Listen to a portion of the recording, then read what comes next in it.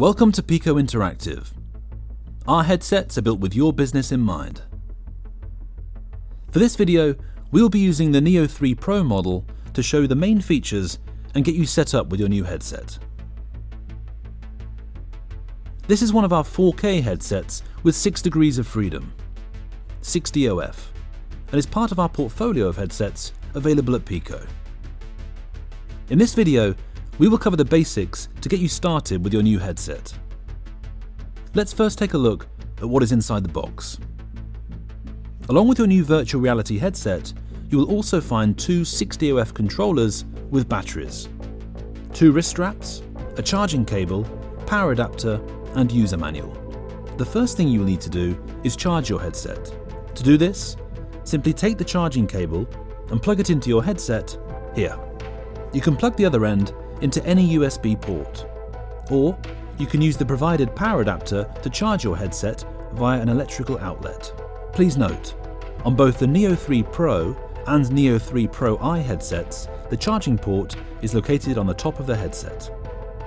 Next, prepare the controllers by removing the seal within the controllers above the supplied batteries, here. The controllers will be your main input for interacting with the headset and the content you will experience. You will see 4 buttons and a joystick on the controller, the release on the underside and a grip button. This is the home button. With this, you switch on the controller with a short press on the button. No matter where you are, pressing this button will take you back to the home screen where you started. If you press and hold this button, you can also recenter your view. The right controller has the A and B buttons, and the left controller has the X and Y buttons. The A button is a selection button, and the B button is a back button. The X and Y buttons can be used just as the A and B button to select and exit apps. This button is programmable for your application needs. This larger disc shape is your joystick. When the controller is turned on, a light next to the home button is illuminated. If you see the light flashing on your controller, it may be searching for a connection to your headset, in the process of a firmware update, or if it is flashing very fast, telling you that the battery power is low and that you should consider refreshing the batteries. That's it for the controller for now.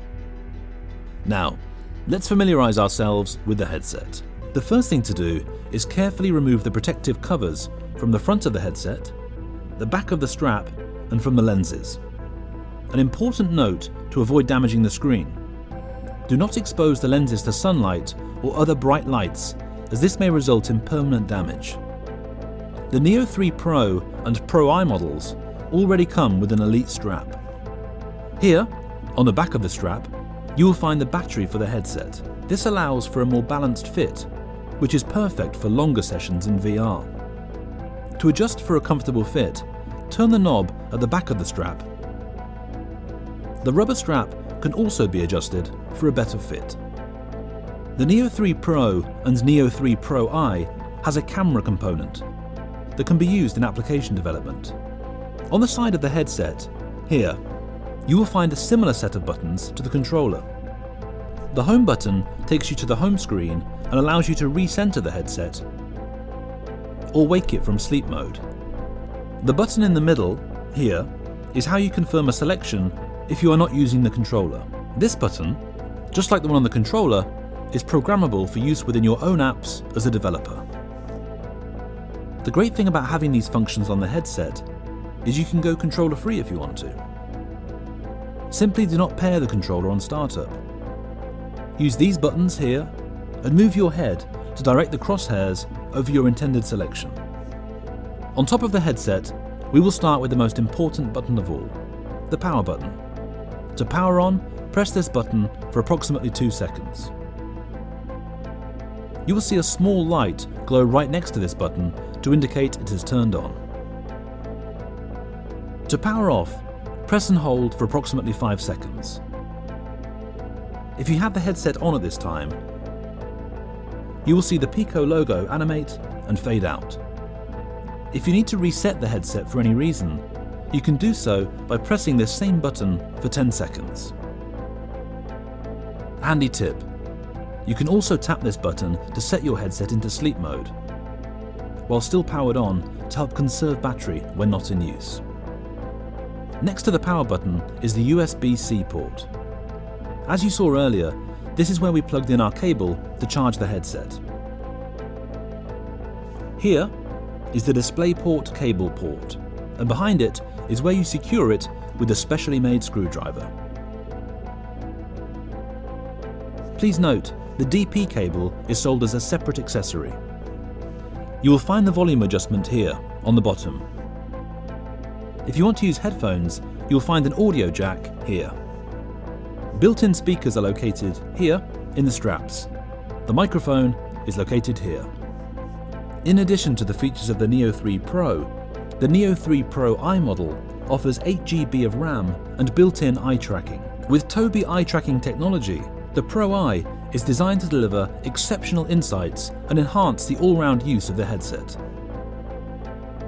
Before you put on your PICO headset, always try to operate in a clear space free of obstacles, where you can move your arms freely. Remember that in the fully immersive 360-degree environments, you can turn around to look behind you, so make sure there are no obstacles behind you either. To put on the headset, place over your head, starting with the front framed on your face, and slide the solid strap down the back of your head. Adjust the fit using the knob on the back of the headset. Our PICO headsets are designed to be worn by people who wear glasses. Position the headset to carefully place the face pad slightly against your glasses and hold as you move the strap over your head. Now, you're ready to go. Thank you for choosing PICO Interactive. Our headsets are built with business in mind.